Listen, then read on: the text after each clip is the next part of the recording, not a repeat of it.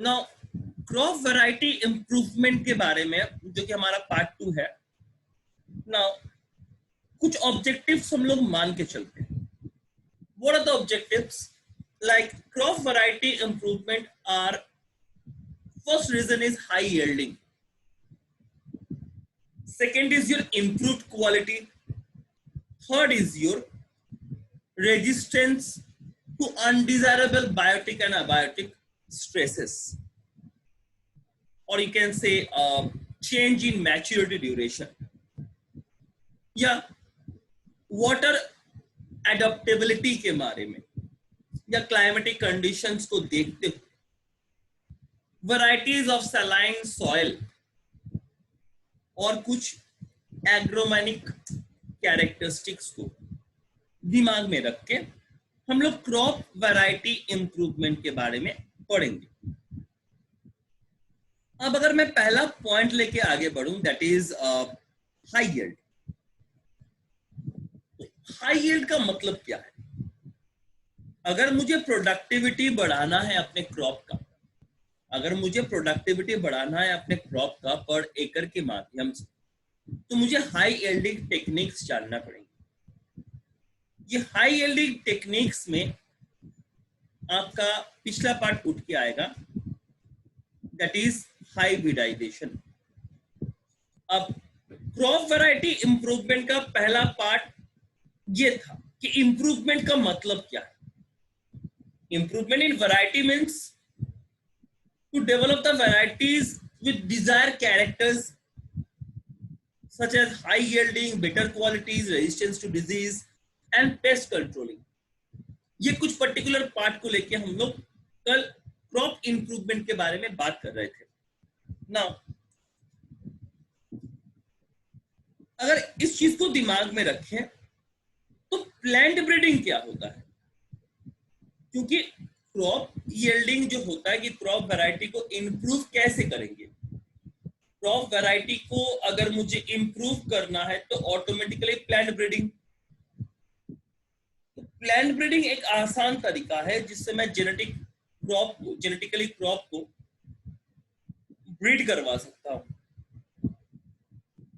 या आप ऐसे बोल लीजिए कि plant breeding can be defined as the science of improving genetic makeup of plants in relation to their economic value।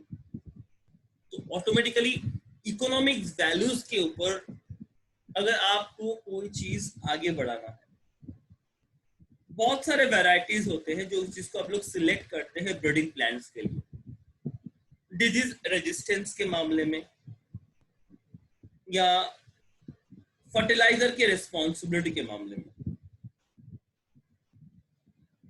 कुछ कॉमनली यूज्ड मेथड में सबसे इंपॉर्टेंट मेथड होता है hybridisation.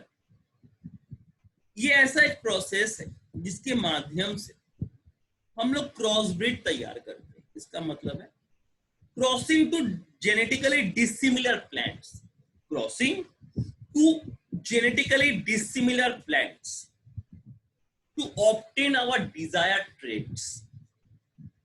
To obtain our desired traits, we use this particular factor or this particular thing. You need to keep in your mind. Sorry. अब hybridisation को अगर मैं दिमाग में रखूं तो कल मैंने 3 चीजों का जिक्र किया था, इंटरवेरिएंटल, इंटरस्पेसिफिक और इंटरजेनेरिक। Now, what are these things? You need to know them. Without knowing this, we cannot understand that what is the improvement or variety of crop variety improvement. Why we need to do crop variety improvement? Let's start with a particular part. तो इंटरवेरिएंटल का मतलब हुआ जब मैं cross करवा रहा हूं दो different varieties of same plant, दो डिफरेंट वैरायटी मगर वो प्लांट सेम है। अगर मैं एग्जांपल लूं, सेम स्पीसीज के आलू के, अब कुछ कुछ आलू में आप लोग बोलते हैं आलू का नाम देते हैं, हमारे बंगाली में आलू का नाम देते हैं, कभी बोलते हैं ज्योति, कभी बोलते हैं Chandramukhi. So they are the particularly breeding concept. आपके बिहार में भी बहुत सारे नाम हैं। तो ये जो नाम का उत्स है, या नाम का जो पर्टिकुलर फॉर्मेशन है कि आलू का ये पर्टिकुलर जात का आलू है, ये पर्टिकुलर जात का आलू है, तो इसका मतलब हुआ कि वो ब्रीडिंग करने के बाद दो सेम स्पीसीज को, दो सेम प्लांट को, मगर अलग अलग वैरायटी के दो सीड्स को मैंने ब्रीड करवाया एक साथ, और मुझे एक फसल मिला है। किस लिए इस फसल का उत्पादन करते हैं? क्योंकि हमें high yielding varieties of crops चाहिए।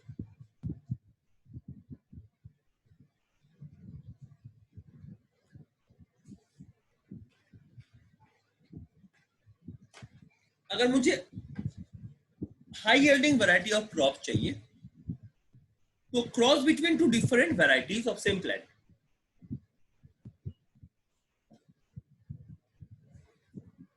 अब interspecific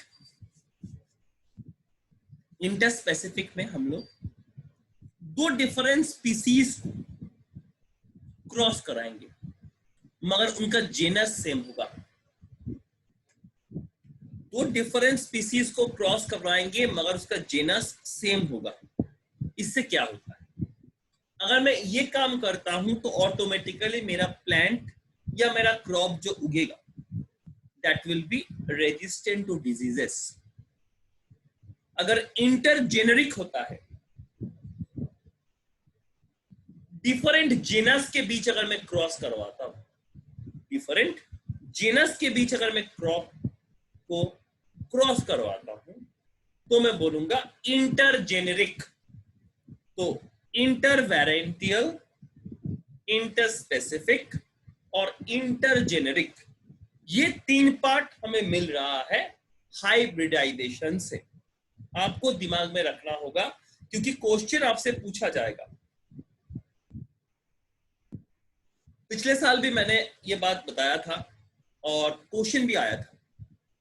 okay, now let's introduce a gene. आप लोग जीन मतलब क्या जानते हैं? इट्स अ क्रोमोसोमिक फैक्टर जो सेल में हम लोग पढ़ते आए हैं।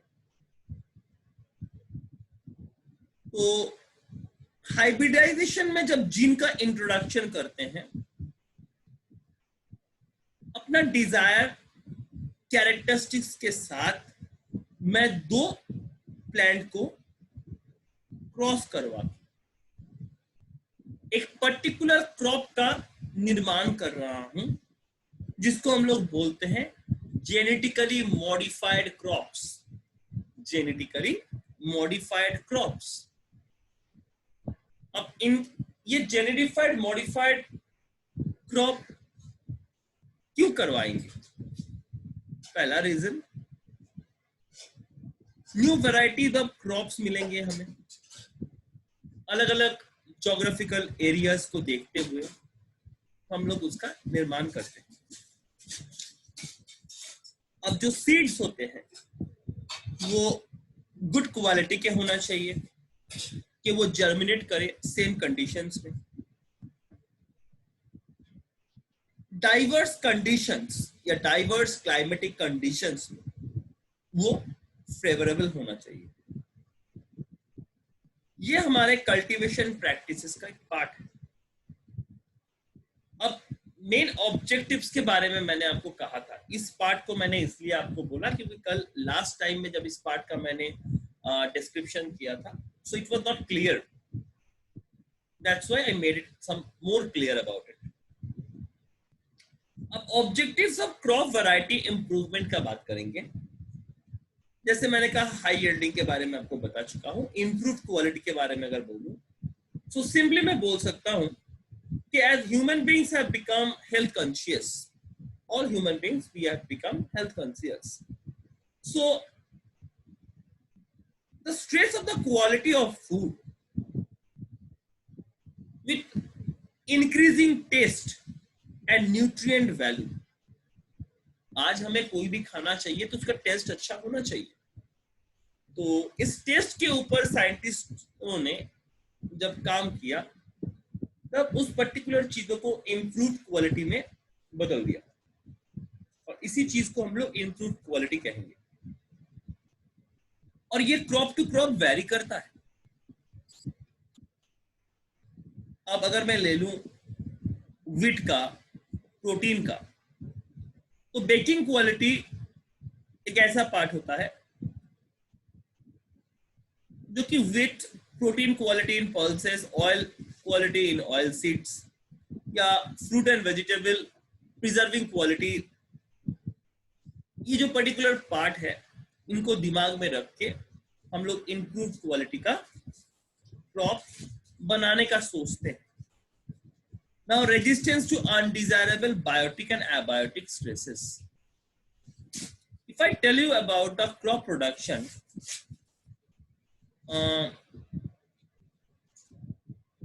think about the crop production. आपके खेत है और इस खेत में आपके कुछ बायोटिक और अबायोटिक कंपोनेंट्स के लिए आपका खेत इफेक्ट हो सकता है। सोचिए, बायोटिक मतलब लिविंग, अबायोटिक मतलब नॉन लिविंग। अबायोटिक का सबसे बड़ा इंपॉर्टेंट पार्ट है एयर, वाटर, जिसके अंदर बारिश एक इंपॉर्टेंट फैक्टर है। अब न्यू वेराइटीज को आप अगर डेवलप करना चाहते हैं तो बायोटिक स्ट्रेसेस में आपका जैसे डिजीजेस होते हैं, इंसेक्ट्स होते हैं, अदर पेस्ट होते हैं, इसके बारे में आपको दिमाग में ध्यान रखना पड़ेगा। अबायोटिक स्ट्रेसेस के बारे में बात करें तो सूखा, ड्रॉट, सॉइल में सैलिनिटी है कि नहीं, water logging problem, heat, cold, Frost, ये हमारे अबायोटिक कंपोनेंट्स हैं जो कि अफेक्ट कर रहा है।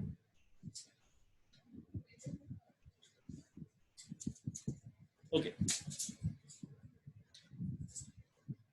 नाउ अब चेंज इन मैच्योरिटी ड्यूरेशन। अगर मैं डिजायर्ड क्रॉप को हाइब्रिडाइजेशन के द्वारा प्रोड्यूस करता हूं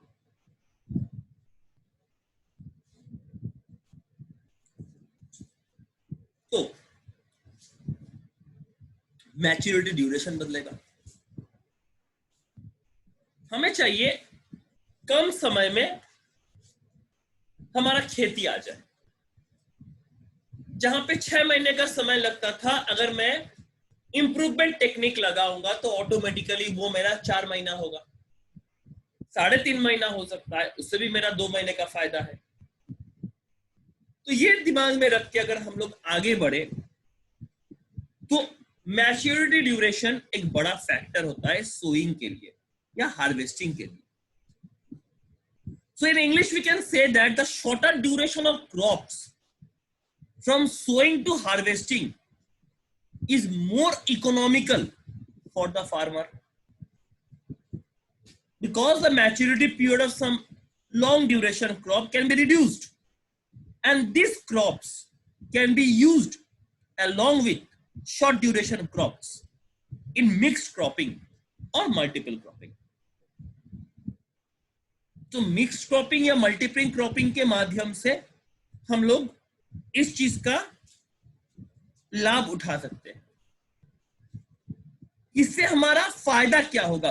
this will reduce the cost of crop production.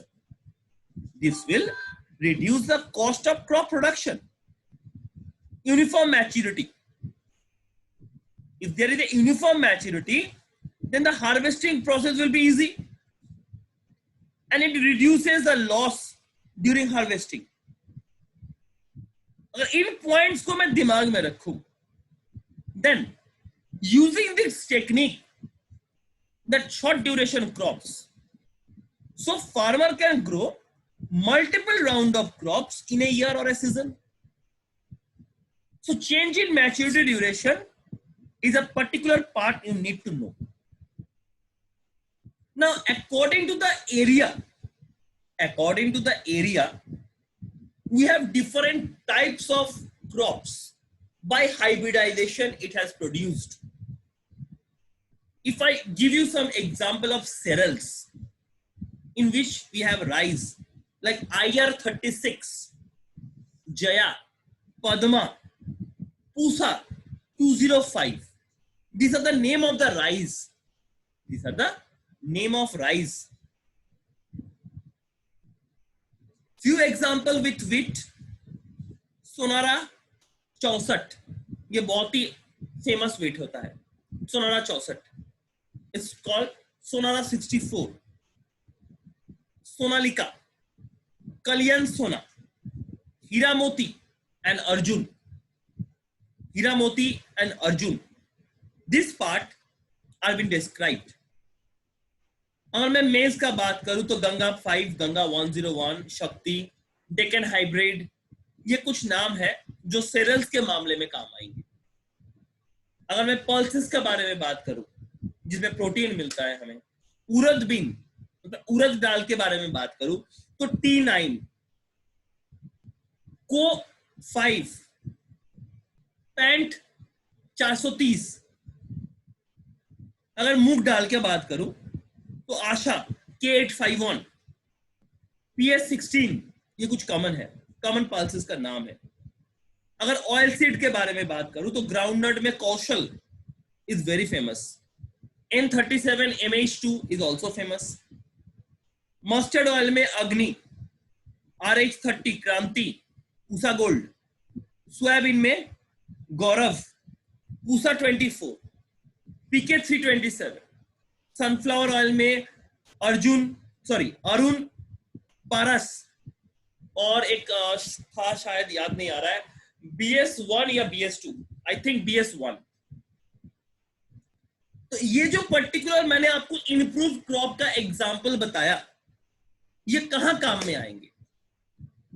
ये improve variety should be provided with a wider availability.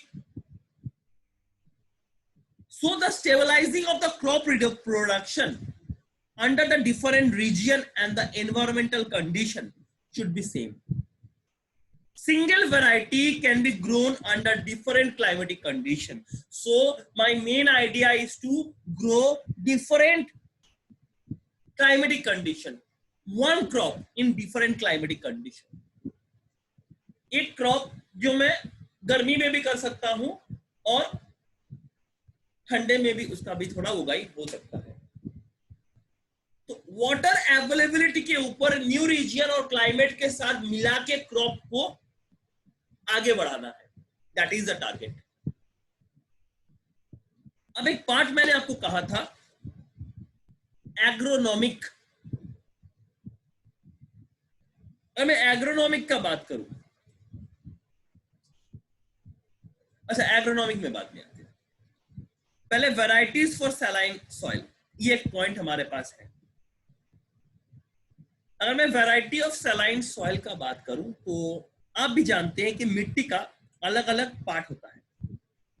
अब बिहार के मिट्टी में जो पर्टिकुलर आपका सब्जी उगेगा वो शायद बाहर में जो ऑटोमेटिकली जो मिट्टी होगा उस मिट्टी के साथ थोड़ा बहुत अंतर हो सकता है.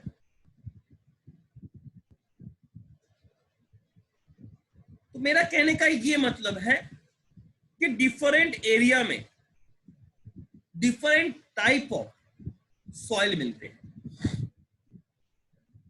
और उसके अनुसार हमारा प्रोडक्शन डिपेंड करता है.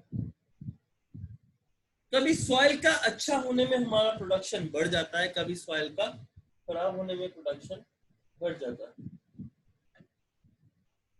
And that is the main aim to grow up. अब एग्रोनॉमिक कैरेक्टरिस्टिक्स होता क्या है, एग्रोनॉमिक का मतलब क्या है? और एग्रोनॉमिक का बात करूं मैं, it is a science and technology of producing useful plant in agriculture for food. Like fuel, fibre. तो यहां पे ह्यूमैटेरियन और साइंटिफिक दोनों में ये काम में आता है। ये प्लांट जेनेटिक्स में इन्वॉल्व है, प्लांट फिजियोलॉजी में इन्वॉल्व है, सॉइल साइंस में इन्वॉल्व है। आप लोग शायद एक ऑक्यूपेशन का नाम सुने होंगे, एग्रोनॉमिस्ट, जो लोग एग्रीकल्चरल साइंटिस्ट होते हैं, जो लोग जेनेटिक ब्रीडिंग लेके काम करते हैं। उसी चीज को मैं यहां पे हाईलाइट करना चाहता हूं। तो इसका क्या रोल होगा क्रॉप इंप्रूवमेंट वैरायटी के ऊपर? अगर मैं फूडर प्लांट्स का बात करूं या उनके हाइट का बात करूं, उनके इंटेंसिव ब्रांचिंग का बात करूं, या डुअर्फनेस का बात करूं, लेस न्यूट्रिएंट और मोर न्यूट्रिएंट का बात करूं, it develop variety of desired agronomic characters to help in getting more productivity from the same plant given in a limited land area. That means ultimately what we are doing, we are developing the varieties of desired agronomic characters to help in getting more productivity from the same crop plant that is given in a particular land area. That is all about agronomic characteristics. अगर मैं book में देखूं, यहां पे लिखा है higher yield, biotic abiotic resistance, change in maturity duration, wider adaptability and desirable agronomic characteristics. यही चीज मैं आपको अभी तक पढ़ा रहा था। अगर मैं बुक से एक एक लाइन पढ़ के बताऊंगा, so it will be something like hectic for you to learn. आप लोग सुनना नहीं चाहेंगे, बोलेंगे सर बोरिंग लग रहा है। मगर अगर मैं स्टोरी की तरह आपको सुना के बोलूं तो it will be better to understand. That's why we are going in this वे।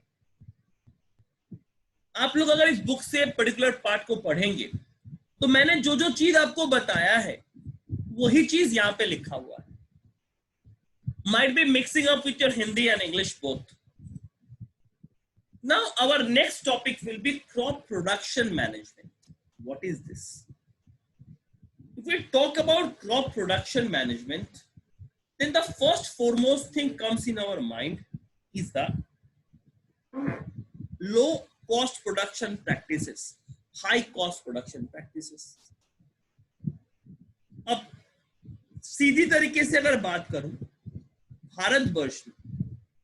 भारतवर्ष मेरा एक एग्रीकल्चरल बेस्ड कंट्री है, जहां पे फार्मिंग हमारा मेन हिस्सा है।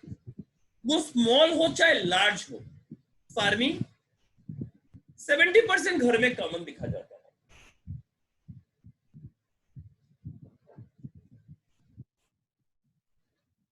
अगर मैं बात कर रहा हूं, मेरे भी गांव में जमीन है जहां पे फार्मर्स फार्म करते हैं।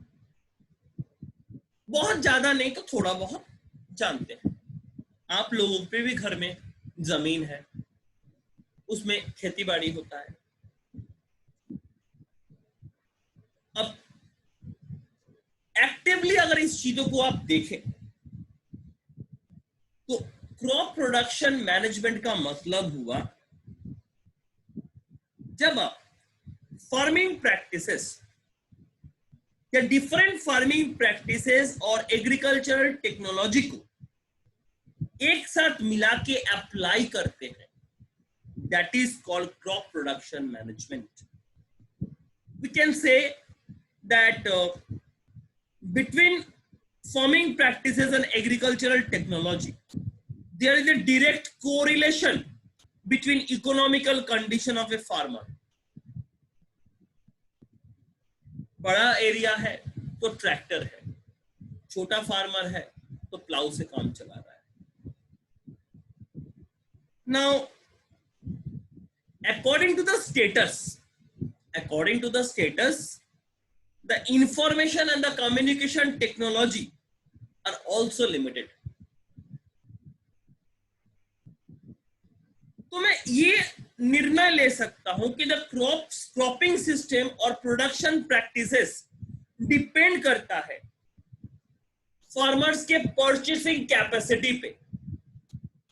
तो क्रॉपिंग सिस्टम और प्रोडक्शन प्रैक्टिसेस डिपेंड करते हैं फार्मर्स के प्रैक्टिसिंग या परचेसिंग कैपेसिटी पे कि वो कितना खरीद पाएंगे।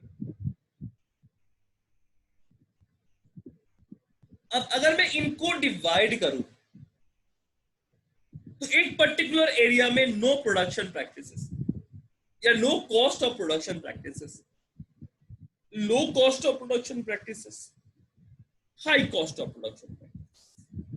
जिसके पास जैसा पैसा है वो उतना टेक्निक लगा के काम करता है। अगर मैं क्रॉप प्रोडक्शन मैनेजमेंट का बात करूं तो क्रॉप न्यूट्रिएंट्स मैनेजमेंट मेरा फर्स्ट पार्ट है। सेकेंड पार्ट होगा इरिगेशन टेक्निक्स, उसके बाद आएगा क्रॉपिंग पैटर्न। इन तीन चीजों को दिमाग में रखना है। अगर मैं क्रॉप प्रोडक्शन मैनेजमेंट का बात करता हूं, in that particular part crop nutrient management, irrigation part and your cropping pattern is the foremost thing that included in this part. In a particular screen you can see that the nutrients management is given over there. Now what is it?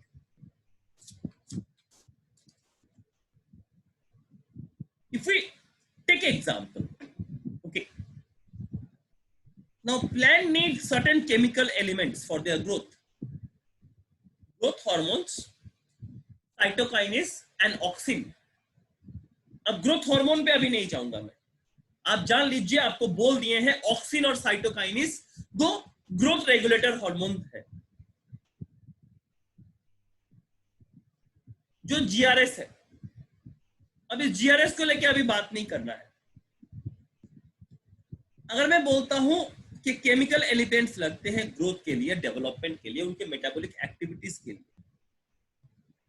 इस chemical elements को हम लोग plant का nutrients कहते हैं। करीबन 30 से 40 elements होते हैं जो एक प्लांट के बॉडी में पाए जाते हैं, जिनमें से 16 होते हैं essential for their better growth and development, for their better growth and development, और अदर एलिमेंट्स कुछ नॉन एसेंशियल एलिमेंट्स हैं। अब ये 16 एलिमेंट के बारे में आपको जानना होगा जो कि आपके ग्रोथ और डेवलपमेंट में प्लांट का हिस्सा बनते हैं। कॉमन होते हैं carbon, hydrogen, oxygen, nitrogen, phosphorus, magnesium, calcium, sulphur, potassium, manganese, iron, copper, zinc, boron, chlorine and मोबिलिडर। अब ये 16 हमारे एसेंशियल है और बाकी नॉन एसेंशियल है। तो अगर मैं 30 भी मान के चलता हूं तो 16 are essential whereas 14 are non essential. अगर आप इन पर्टिकुलर एलिमेंट्स का,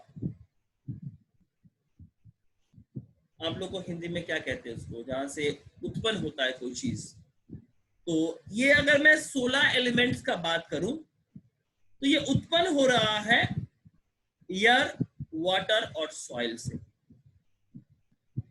एयर में कार्बन और ऑक्सीजन मिल रहा है, वाटर से हाइड्रोजन और ऑक्सीजन आ रहा है, मगर सॉइल से बाकी 13 कंपोनेंट्स वो सॉइल से ले रहा है, या बाकी 13 एलिमेंट्स वो सॉइल से ले रहा है। ऑलरेडी हम लोग नाइट्रोजन साइकिल पढ़ चुके हैं। इसके अलावा हम लोग जानते हैं कि कोई बॉडी जब डिकम्पोज करता है तो उसका नाइट्रोजनस वेस्ट या उसके बॉडी के अंदर जो पर्टिकुलर एलिमेंट्स होते हैं वो सॉइल के साथ मिल जाते हैं। So I can take as example nitrogen, phosphorus, potassium, magnesium, sulfur, calcium, iron, manganese, boron, zinc, copper, chlorine. And these are the example that we are getting from the soil. मगर 13 to 16 elements plant को required होते हैं बढ़ने के लिए. अगर मैं plant tissue को काटूं या डाइसेक्ट करूं तो मुझे करीबन 0.5 to 6% के एलिमेंट मिलेंगे एक प्लांट टिश्यू में. अब ये 13 एलिमेंट्स जो हमारे पास है ऑलरेडी, ये 13 एलिमेंट्स को दो हिस्सों में डिवाइड किया गया है. एक होते हैं मैक्रोन्यूट्रिएंट्स, एक होते हैं माइक्रोन्यूट्रिएंट्स. मैक्रोन्यूट्रिएंट्स का बात करें तो nitrogen, phosphorus, potassium, calcium, magnesium और सल्फर. अगर माइक्रोन्यूट्रिएंट्स का बात करें तो iron, manganese, boron, copper, molybdenum, zinc और क्लोरीन. अब दो कैटेगरीज में जब हम लोगों ने डिवाइड किया है तो मैक्रोन्यूट्रिएंट्स होते क्या है? मैक्रोन्यूट्रिएंट्स का मतलब है जो पर्टिकुलर एलिमेंट्स प्लांट ज्यादा इस्तेमाल करते हैं.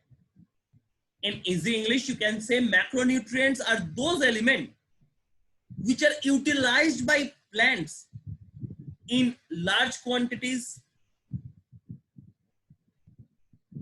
तो 13 न्यूट्रिएंट्स, सॉइल न्यूट्रिएंट्स के पास से मैंने 6 मैक्रोन्यूट्रिएंट्स को अलग कर दिए हैं. 13 एसेंशियल रिक्वायरमेंट से मैंने ऑलरेडी 6 को अलग कर दिए हैं. Nitrogen, phosphorus, potassium, calcium, magnesium and sulphur, ये भारी मात्रा में प्लांट इस्तेमाल करते हैं. और माइक्रोन्यूट्रिएंट्स वो एलिमेंट्स होते हैं जो प्लांट स्मॉल क्वांटिटी में इस्तेमाल करते हैं. ये भी ग्रोथ और डेवलपमेंट ऑफ द प्लांट के लिए जरूरी है. तो बाकी 7 micronutrients iron, manganese, boron, copper, molybdenum, zinc और क्लोरीन. अगर मैं मेजर डिफरेंसेस का बात करूं, जो क्वेश्चन अराइज करेगा, मेजर डिफरेंसेस के अंदर हमारा क्या आएगा? जैसे मैंने कहा मैक्रोन्यूट्रिएंट्स लार्ज क्वांटिटी में मिलेंगे, तो माइक्रोन्यूट्रिएंट्स वेरी लेस क्वांटिटी में मिलेंगे. concentration is more than 1 megagram dry matter of plant के पास, इसमें लेस होगा. मैक्रोन्यूट्रिएंट्स का इस्तेमाल कहां होता है ना? Building up the plant body and various protoplasm constituents. तो वेरियस प्रोटोप्लाज्म कॉन्स्टिट्यूएंट्स के लिए, प्लांट बॉडी को बनाने के लिए हम इनका इस्तेमाल करते हैं. इसके अलावा ये एक्टिवेटर्स, माइक्रोन्यूट्रिएंट्स एक्टिवेटर करके इस्तेमाल होता है इन सर्टेन एंजाइम्स. तो आपको मैक्रो और माइक्रो के बारे में एक डिफरेंस मैंने बताया. अगर बुक के अनुसार देखा जाए तो न्यूट्रिएंट्स मैनेजमेंट यहाँ पे शुरू किया है, जहां पे आपको ये बताया जा रहा है कि यार क्या दे रहा है और आपके अबायोटिक कंपोनेंट्स में क्या से क्या आ रहा है. ये रहा आपका पर्टिकुलर पार्ट जिसके बारे में मैं बात कर रहा था. ये रहा आपका एयर का सोर्स, ये रहा वाटर का सोर्स, ये रहा सॉइल का सोर्स. इसके अंदर मैक्रो और माइक्रो दोनों को डिवाइड किया गया है. मैक्रो और माइक्रो को दोनों को डिफाइन करके यहाँ पे बोला गया है. And that thing I was telling to you. इसके नेक्स्ट पार्ट आपका मैन्योर है। अब मैन्योर्स के बारे में मुझे ज्यादा कुछ बोलना नहीं पड़ेगा, क्योंकि मैं मैन्योर्स और फर्टिलाइजर का सिर्फ पार्ट आपको शुरू करके छोड़ दूंगा, because if I get into it I need to explain you a lot of things. क्योंकि अगर टाइप्स ऑफ मैन्योर में आ जाता हूं तो फार्म यार्ड मैन्योर होता है, कॉम्पोस्ट होगा, वर्मी कॉम्पोस्ट होगा, ग्रीन मैन्योर्स होगा। इन चारों चीजों के बारे में बोलने के लिए शायद आज उतना समय मेरे पास नहीं होगा।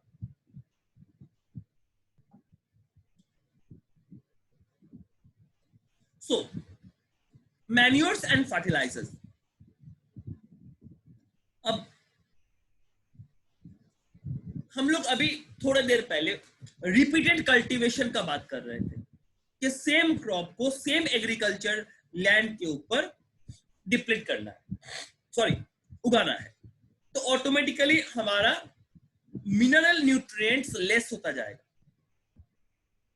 अगर सॉइल को मैंने एनरिच नहीं किया, एक फसल के बाद मैंने अगर उस पर्टिकुलर सॉइल को सही तरीके से प्रिपेयर नहीं किया नेक्स्ट कल्टीवेशन के लिए, तो ऑटोमेटिकली सॉइल का न्यूट्रिएंट्स वैल्यू कम हो जाएगा। तो सॉइल का न्यूट्रिएंट वैल्यू कम हो गया तो ऑटोमेटिकली मेरा कल्टीवेशन अच्छा नहीं होगा। तो मैन्योर और फर्टिलाइजर हमारा एक ऐसा पार्ट है जिस पार्ट से मैं अपने सॉइल का गठन या सॉइल का एक्टिविटी को बढ़ा सकता हूं। So in easy English, I can tell you that the fertility of soil is reduced, resulting in decreased crop production and lower economic yield. That means the fertility of an agricultural land can be enhanced by adding manures and fertilizer to the soil. That is a common thing. So the necessary plant nutrients present in manures and fertilizers make the soil fertile. Nitrogen, phosphorus, and potassium are most three important elements for the healthy growth and the development of crop plants. Now, which can be supplemented in the soil through manures and fertilizers. तो manure और fertilisers के माध्यम से हम लोग इन चीजों का, particular इन चीजों का जो कमी होगा उनको दूर कर सकते हैं। अब ये मैन्योर होता क्या है कि manures are the organic substances mainly obtained from the decomposition of plant and animal waste like cow dung and plant residues. Or you can say manures are the major sources of organic matter which supply nutrients in small quantities, but organic matter in large quantities and increase the fertility of the soil. Or in other terms, manures contain a mixture of various nutrients recycled from biomass wastes like plant waste and animal excretory. So our farmers in our country have traditionally used or is mostly using cow dung manure for replenishing soil nutrients. To replenish soil nutrients, we are using this type of manures. Now, what will happen if I put manure into soil? So manure restores the soil texture for better retention of water and aeration. मतलब मैं कहने का ये कोशिश कर रहा हूं, guys, I'm very bad with Hindi, don't mind, okay? I try to convert it, but 90% time I'm not able to convert it. So in this particular part, मैं जब advantage of manure का बात कर रहा हूँ, तो इसमें मैं ये बताने का कोशिश कर रहा हूँ कि मैन्योर जो होते हैं वो सॉइल का टेक्सचर को बढ़ाते हैं। सॉइल का टेक्सचर बढ़ेगा तो वाटर पकड़ने का या खींचने का जो क्षमता होता है, या जिसको हम लोग एरिनेशन बोलते हैं नॉर्मली, वो भी बढ़ता है। अब बालूदार मिट्टी होते हैं कहीं पे, बालूदार मिट्टी को अगर मुझे सही तरीके से काम में लगाना है, then we need to like add manure to it. They enrich the soil with nutrients. Some manures contain nutrients in small quantities because they already have a large amount of nutrients added to their soil. Or we can say they maintain the humus content of the soil.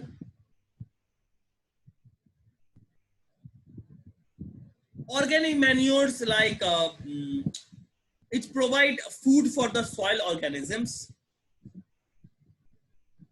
In other words, we can tell that which help in making nutrients available to the plants.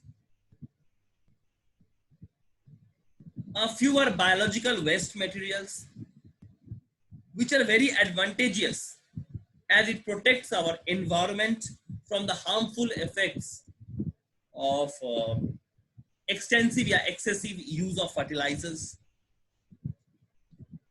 So these are my advantages of manures.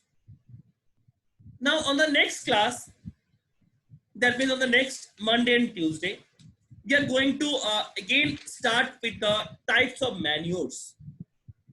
In the types of manures, we are going to learn FYM, vermicomposting, green manures, and compost. Other than that, we have some part related with the fertilizers, the application of fertilizers, advantage and disadvantage of fertilizers, which you will see in this particular part. So manure is finishing over here and fertilizer part is kept. So another 1 week or 2 week I need to complete the chapter because it's a long chapter. Okay, any doubt? Any doubt guys? No, sir. समझ में आया है? समझ में आया है? Okay, good. So today I'm ending the class. Tomorrow we will meet at the same time at 3 p.m. for that. Okay. So bye for today. Okay, sir. Okay, bye. कौन है?